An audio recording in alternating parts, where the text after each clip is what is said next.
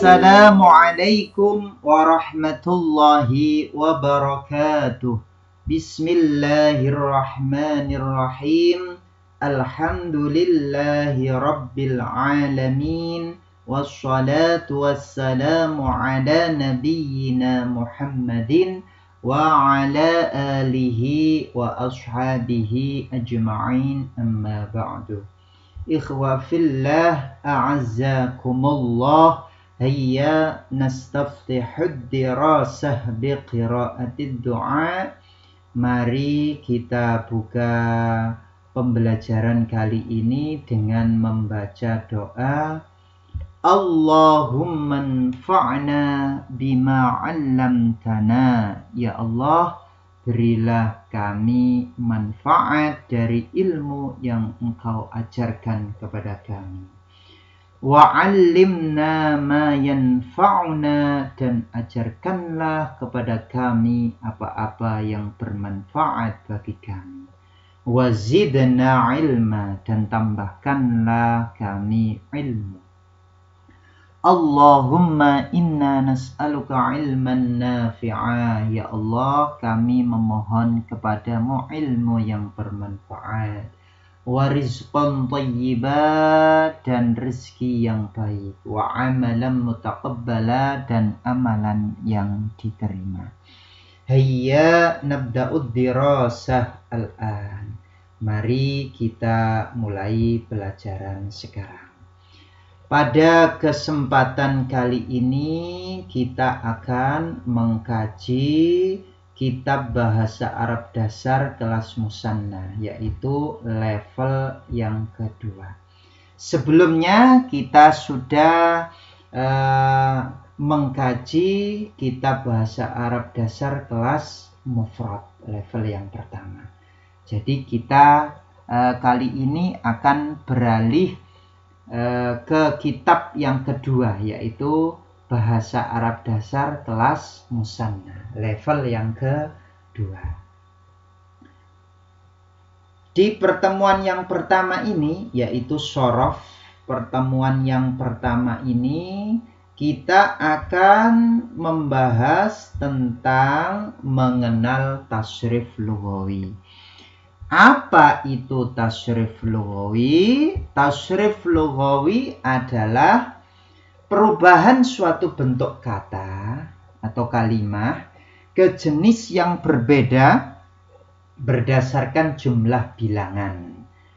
Kalau bilangannya 1 namanya mufrad, kalau bilangannya 2 namanya musanna, kalau bilangannya lebih dari 2 namanya jamak, ya. Dan jenis pelaku berdasarkan jenis pelaku, yaitu ada yang mudzakkar, muannas. Mudzakkar itu laki-laki, muannas itu perempuan. Juga kata ganti, ya, kata ganti di sini atau dhamir itu ada yang ghaib, yaitu kata ganti orang ketiga, ada khitab, kata ganti orang kedua, dan takallum itu kata ganti orang pertama, ya. Bentuk tasrif lughawi sendiri itu memanjang ke bawah atau vertikal, ya. Di level yang pertama kemarin, yaitu di kelas mufrad, kita sudah mengenal tasrif istilahi. Tasrif istilahi itu bentuknya horizontal, ya. Jadi bentuknya itu horizontal, ya, memanjang ke samping, ya. Jadi memanjang ke samping, horizontal bentuknya. Jadi ada tasrif istilahi, ada tasrif lughawi. Nah, kali ini di level yang kedua ini kita akan belajar tasrif lughawi, ya. Kita contohkan tabelnya atau bagannya seperti ini, ya. Ini bagan daripada tasrif lughawi, ya, tasrif lughawi. Jadi menyamping ke bawah atau vertikal. Kemarin di level yang pertama kemarin kita sudah belajar tasrif istilahi. Jadi nasara yansuru nasran mansuran fahuwa nasirun wa dzaka mansurun unsur la tansur mansurun mansurun minsurun. Nah, itu kemarin adalah tasrif istilahi ya. Kemarin kita sudah belajar 6 bab ya. Belajar 6 bab ya. Kemarin sudah belajar tasrif istilahi sulasi mujarrad. Ada 6 bab kemarin sudah kita pelajari ya.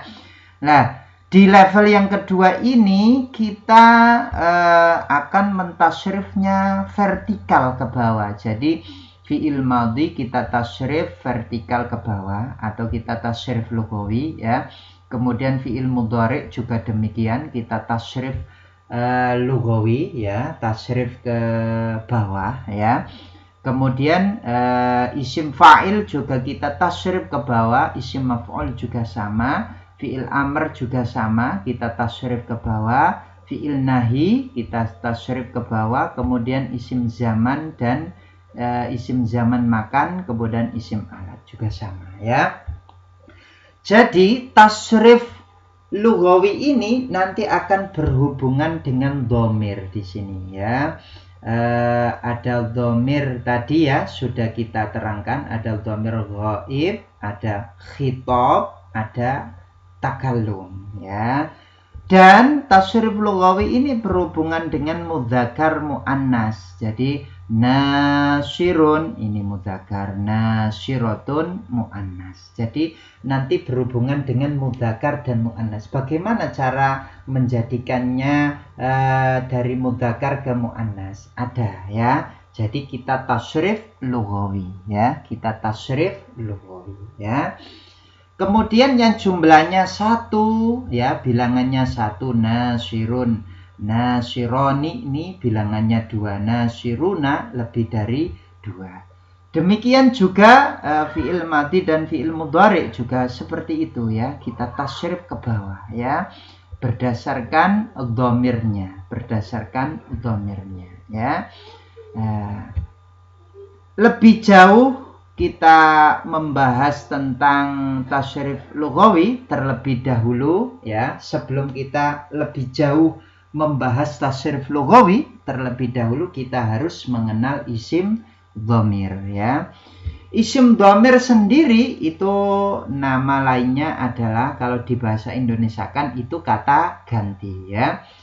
Kata ganti dalam bahasa Arab ada 14 ya, berbeda dengan bahasa Indonesia ya.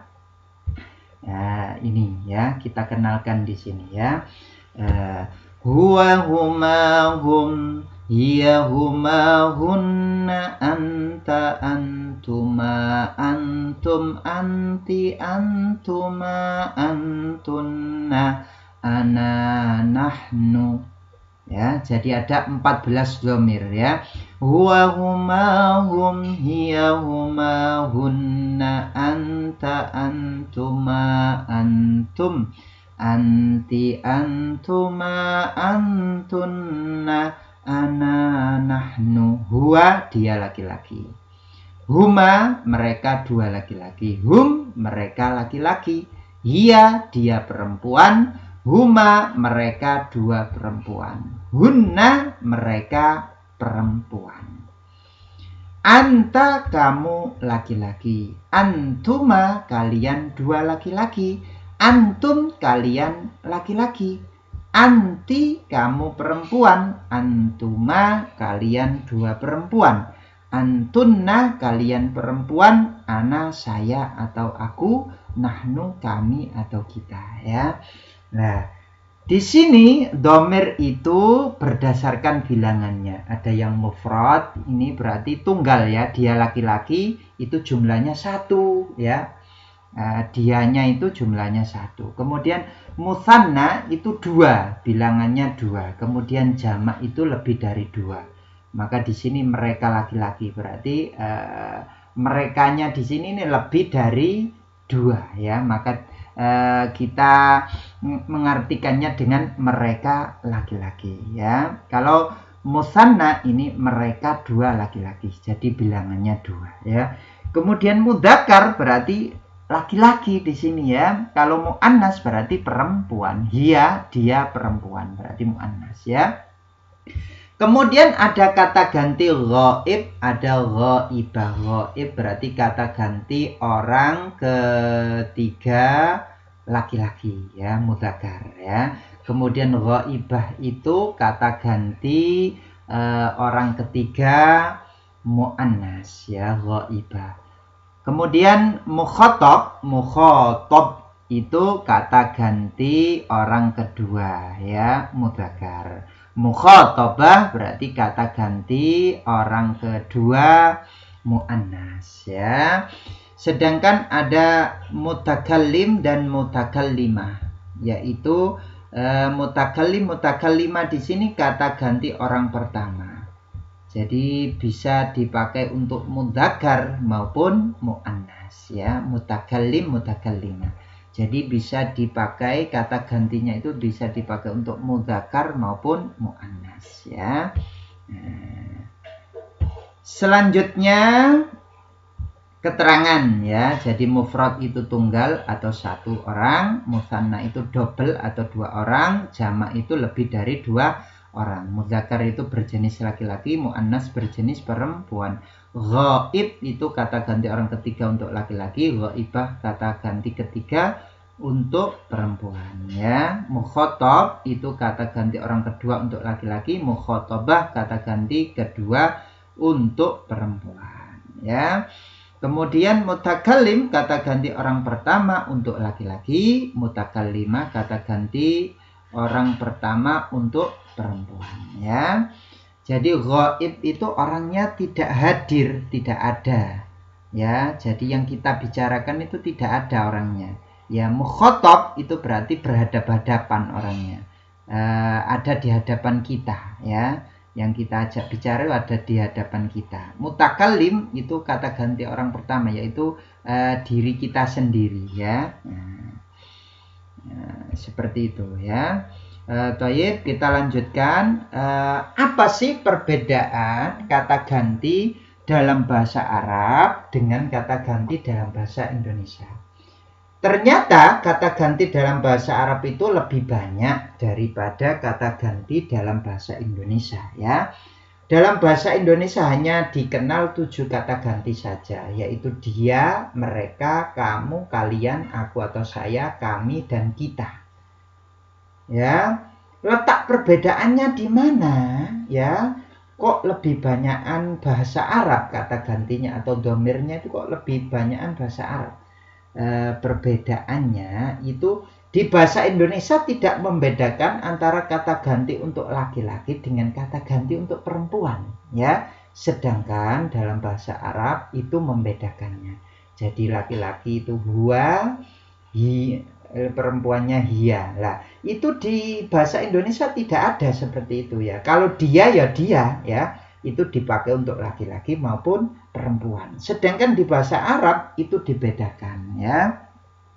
Kemudian perbedaan yang kedua, bahasa Indonesia tidak memiliki kata ganti khusus untuk dua orang ya. Jadi untuk dua orang itu tidak ada di bahasa Indonesia ya. Nah, sedangkan di bahasa Arab itu ada ya, khusus untuk dua orang, ada kata ganti khusus untuk dua orang ya. Nah, makanya di dalam bahasa Indonesia ini bahasa yang paling sempurna ya. Makanya bahasa Arab ini bahasa yang paling sempurna ya. Mengapa? Karena kata gantinya itu lebih kompleks, lebih lengkap ya. Baik, kita lanjutkan catatan ya. Isim domir ana dan nahnu itu digunakan untuk mudzakkar, juga bisa digunakan untuk muannas ya. Sudah pernah kita pelajari ya. Kemudian isim domir nahnu digunakan untuk dua orang ya, bisa dua orang atau lebih dari dua orang ya.